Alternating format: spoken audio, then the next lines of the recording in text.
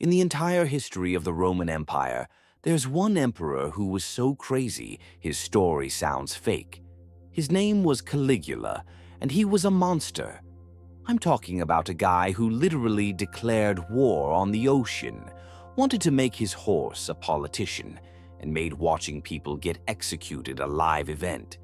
But the craziest part isn't just what he did, it's how he became this way. How did the most powerful guy on the planet turn into its biggest nightmare? What happens when one man's mind is the biggest threat to the entire world?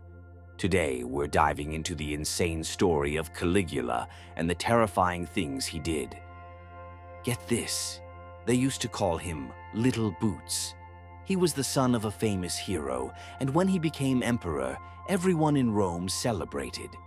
They thought it was going to be the best time ever. But that hero turned into a villain, inventing insane ways to be cruel. He'd literally force parents to watch their own kids get executed, and then laugh while telling powerful people he could kill them with a snap of his fingers. We're going to find out how a mystery sickness might have turned this guy into a monster and let him turn Rome into his own personal playground of pain. To figure out how Caligula became so evil, you have to see what he went through as a kid. He was born Gaius Julius Caesar Germanicus, basically Roman super royalty. His dad, Germanicus, was a famous general everyone loved. His mom, Agrippina the Elder, was the granddaughter of the first emperor Augustus. He was connected to the two most famous people in Rome. The soldiers even gave him the nickname Caligula, or Little Boots, because he'd march around in a tiny soldier uniform. He was literally the army's mascot.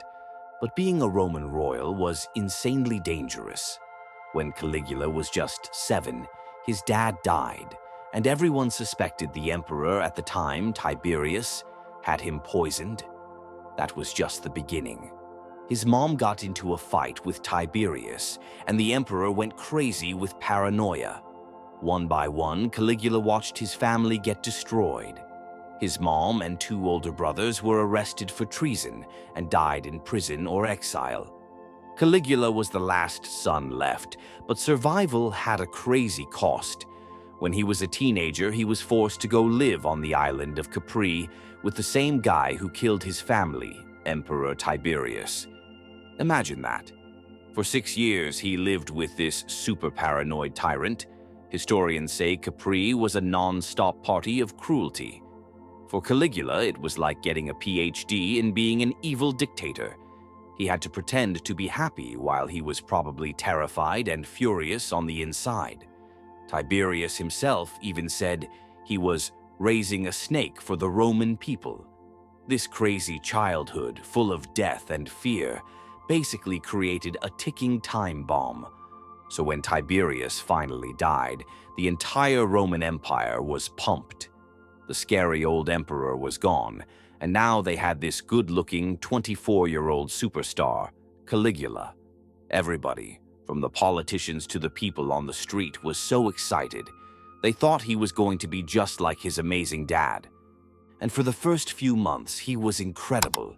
Caligula gave a huge speech promising to be a great leader, and he actually did it.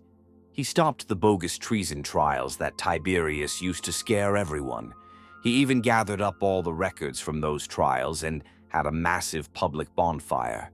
He freed prisoners, brought people back from exile, and gave huge cash bonuses to the military to keep them happy. And it wasn't just for the rich guys. He cut taxes people hated and threw these massive gladiator games and chariot races that the last emperor never did. He even started building huge new aqueducts for Rome. For 7 months, Caligula was the perfect emperor, so when he got super sick, everyone was terrified. They were so happy when he recovered, thinking their hero was back. They had no idea the guy who recovered was not the same person. Something absolutely terrifying was about to happen. Okay, this is where it all goes wrong. In October of 37 AD, after only 7 months of being this amazing emperor, Caligula gets really sick. Like, so sick everyone thought he was going to die. We still don't know exactly what it was, but when he finally got better, something was broken inside his brain. The nice, popular emperor was gone, and a paranoid, insane, and evil tyrant took his place. Scientists today have some crazy theories. Some think he had encephalitis, which is a brain inflammation that can totally change your personality and make you paranoid. Another theory is lead poisoning. Back then, rich Romans drank wine sweetened with lead, which we now know causes serious brain damage and aggression. But maybe the wildest theory is epilepsy. Some historians think Caligula had seizures as a kid, and this sickness was a massive attack that messed up his brain for good. A seizure like that can cause delusions, paranoia, and make you do things without thinking, which sounds exactly like what happened to Caligula. He apparently couldn't sleep for more than 3 hours and was haunted by crazy visions.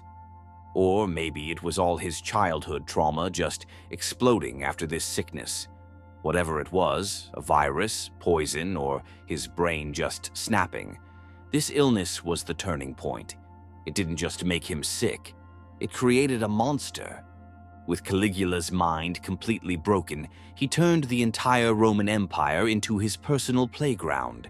And his cruelty wasn't just normal evil, it was creative.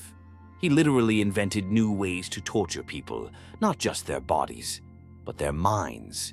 His entire reign was a masterclass in terror. Caligula's favorite people to mess with were the powerful senators. He knew that true power wasn't just killing them, it was humiliating them until they were terrified 24/7. He would make old, respected senators literally run for miles next to his chariot like servants. He'd invite them to dinner, then openly hit on their wives right in front of them, and the husbands couldn't do anything. One historian even claims he opened a brothel in the palace and forced senators' wives and daughters to work there, which is just insane, though some people think that story might be propaganda. His sense of humor was terrifying. One time, he just burst out laughing at a dinner party. The most powerful officials in Rome asked him what was funny, and he said, "Oh, I was just thinking that if I nod my head, I can have both of you killed right now." Can you imagine how quiet that room got? And his most famous prank was threatening to make his favorite horse, Incitatus, a consul, one of the highest jobs in government. He never actually did it, but he was sending a message. "My horse is more important than you." He built the horse a marble stable, an ivory food trough, and gave it its own house with slaves. This wasn't just crazy, it was psychological warfare. Caligula spent so much money on parties and buildings that he blew through the entire Roman treasury. So, to get more cash, he started financially terrorizing people. He brought back the same treason laws he promised to get rid of. Now, if you said one wrong thing, you could be executed and the government would take all your money and property. Rich people were terrified, but he got even more creative. He made up crazy new taxes on literally everything: food, lawsuits, even prostitutes. He would hold auctions for his old junk and force rich guys to bid insane amounts of money. If someone died and didn't leave him money in their will, he would just say the will was fake and take everything anyway. This wasn't just about money. It was about showing everyone that everything they owned was actually his. On top of the mind games and stealing, Caligula loved actual, real violence. He turned executions into a twisted form of entertainment. He would order people to be killed for no reason. One story says that at the gladiator games, when they ran out of criminals to feed to the lions, he just pointed at a whole section of the crowd and told his guards to throw them in the arena. I'm not even kidding. He was obsessed with making death as painful as possible. He had a famous order: strike him so that he feels he is dying. He wanted executions to be slow and agonizing. And maybe the most evil thing he did was force parents to watch their own kids get tortured and killed. And they weren't allowed to cry, because if they showed any sadness, he would have them killed too. After one of these executions, he invited the dad to a party and forced him to act happy right after his son was murdered. This guy was a monster. The last and craziest terror Caligula unleashed was spiritual. In ancient Rome, religion was everything. So Caligula did the most insane thing possible. He declared himself a living god. Other emperors were called gods after they died, but Caligula demanded people worship him while he was alive. He would dress up as different gods, like Hercules or Apollo. He ordered the heads of famous god statues all over the world to be chopped off and replaced with his own head. He even built a bridge from his palace to the temple of Jupiter, just so he could hang out with the king of the gods like they were buddies. He almost caused a massive war when he ordered a giant golden statue of himself to be put in the most holy temple in Jerusalem. This was an ultimate insult and was only stopped because his friend begged him not to, and then, spoiler alert, Caligula got assassinated. By trying to become a god, he was trying to control not just people's lives, but their souls. For a lot of people, this was the final straw. You can't be this much of a monster forever. By the year 41, Caligula had made everyone in Rome his enemy. The Senate was humiliated, the rich people were broke because he stole all their money, and even the regular people who used to love him were sick of his crazy behavior and insane taxes. But the guys who finally decided to do something were his own bodyguards, the Praetorian Guard. The leader of the plan was an officer named Cassius Chaerea. Caligula constantly made fun of Chaerea for supposedly having a high-pitched voice, giving him embarrassing passwords to taunt him. Imagine being bullied every single day by the person you're supposed to protect. It drove Chaerea over the edge. He found a ton of other officers who were just as angry and scared as he was. They knew that with an emperor this insane, any one of them could be next. For the politicians, the last straw was a rumor that Caligula was going to ditch Rome completely and move the capital to Egypt, where he could be worshipped like a god-king. This was an attack on the idea of Rome itself. So the plan was made. It was a team-up between soldiers who wanted revenge and senators who wanted to save the world from a tyrant. The only question was when they would strike. The end finally came on January 24th, 41 AD. Caligula was watching some plays at the Palatine Games. The plan was super risky because they had to get him away from his German bodyguards, who were incredibly loyal and dangerous. After the show, Caligula was walking through a secret tunnel under his palace, and they went for it.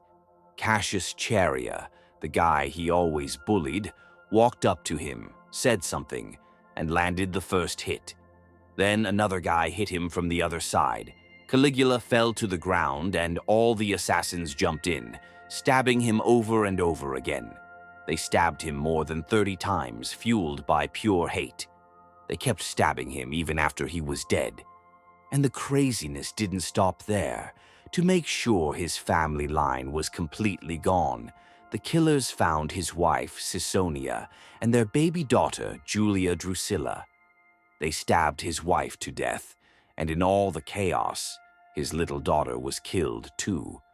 The snake that the old emperor had talked about was finally dead, and his entire family was wiped out. In the chaos right after the assassination, the Senate actually tried to bring back the old republic, but it was too late. The Praetorian Guard, the same guys who just killed Caligula, found his uncle, Claudius, literally hiding behind a curtain, and made him the new emperor.